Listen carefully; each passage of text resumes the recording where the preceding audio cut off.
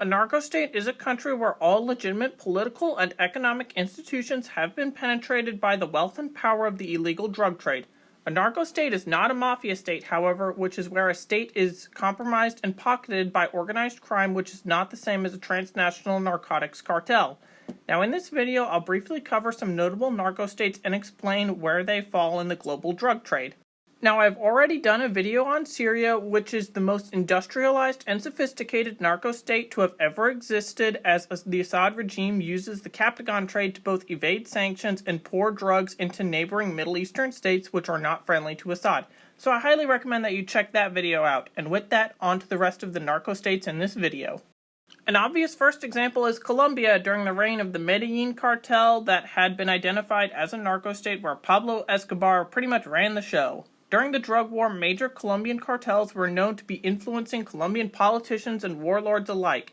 In order to flex his muscle, Pablo Escobar himself went into politics and ran as a candidate for the Chamber of Representatives under the banner as a liberal alternative member of Congress.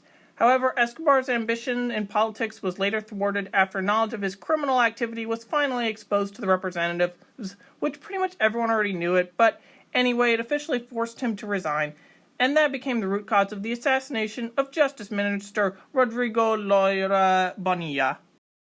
The second case study is Eritrea, which is a narcotics transit state for drugs, as is East Africa in general. Eritrea is used as a drug trafficking hub. Cannabis from Southwest and Southeast Asia is transferred through Djibouti and other countries in Africa to the Middle East, then to Europe. This began short after Eritrea's independence, when young Eritrean nationals raised in Europe and North America returned to their country and introduced what they had learned, drugs, into the newly developed society. Other drugs such as cocaine, meth, heroin, and khat, which is an Ethiopian plant-based drug, have routinely been transferred through Eritrea.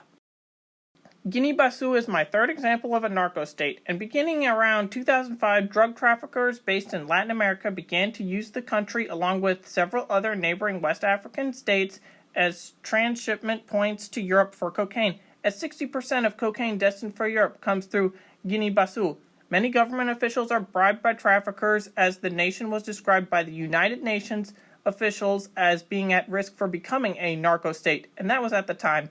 And you see, when it gets to the point where even the UN wusses say that it's a problem, you know it's already been an escalating issue for a while. The government and military have done little to stop the drug trafficking, which increased especially after the 2012 coup. Next up is Panama under the dictatorship of Manuel Noriega, and it operated as a state-sponsored drug trade network which gave Panama a reputation of being a narco-state at the time. Noriega was also well known to have been involved in the illegal drug and arms trade as himself, which was dubbed him the name Cash Cow. Noriega was also heavily allied with Escobar's cartel and sold U.S. intelligence to Cuba.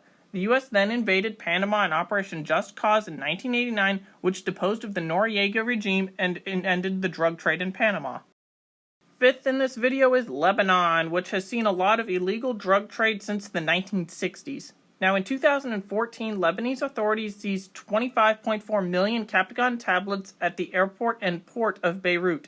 In April of 2015, the EU stated that Lebanon had become a transit country for drug trafficking, which, it already had been since the 60s. But millions of Captagon tablets, as well as tons of cocaine and cannabis, are constantly transported through Lebanon, destined to go around the world. One primary factor in the narcotics production and trade in Lebanon has been attributed to the militant group Hezbollah, which will get its own video in the cartels and crime area soon. The North Korean regime is a definite narco-state, as it relies on illicit activities such as the drug trade to support its economy, which is barely in existence. The North Korean regime was known to have operated in drug trading activities varying from opium to methamphetamine. The regime's drug trade network dates back to the 1970s, when Kim Il-sung orchestrated the creation of opium farms in the country. The meth trade dates back to around the 1990s, where the regime trafficked drugs to China and later to be sent to countries such as the Philippines and the United States, as well as Hong Kong, Thailand, West Africa, and others. During the North Korean famine of the 90s, the regime grew opium instead of grain, and in 2001, income from illegal drugs in North Korea amounted to between $500 million and $1 billion. Iran has also earned its spot in this video, as the state has been somewhat of a narco-state, And since 2017, a surge in crystal meth production and smuggling from Iran has contributed to a massive drug epidemic in neighboring Iraq and Turkey to further destabilize the countries.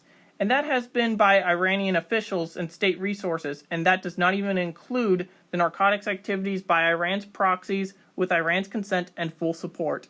It's pretty similar to kind of what Assad has done in Syria, which is destabilizing other countries and evading sanctions. More recently, Venezuela has also been labeled as a narco-state due to relations between some Venezuelan government officials with drug cartels and criminal factions all across Latin America. For example, former Venezuelan Vice President Tarek El Aimsami has been accused of supporting drug traffickers and aiding some pretty bad Mexican drug cartels. Additionally, the nephews and sons of Venezuela's President Nicolas Maduro are also being accused of financing drug trade and being involved in the Narco-Sobrinos affair, where they were alleged to have been using the money from drug dealings to keep the family in power. Mexico regarding the Guadalajara cartel to the present day with cartels like Sinaloa and the Jalisco New Generation cartel would have to be its own video because there's just so much to unpack there, and it can be considered quite controversial and violent enough to get this video age restricted, so I'll save that for another time. Of course, there's a lot more to each of these case studies, and there's lots of other narco-states which I didn't cover in this video, such as Tajikistan, Uzbekistan, Nicaragua, Myanmar, Afghanistan, and more. What other narco-states do you think I should cover or want specific videos on in the future? Write in the comments below, and thank you for watching.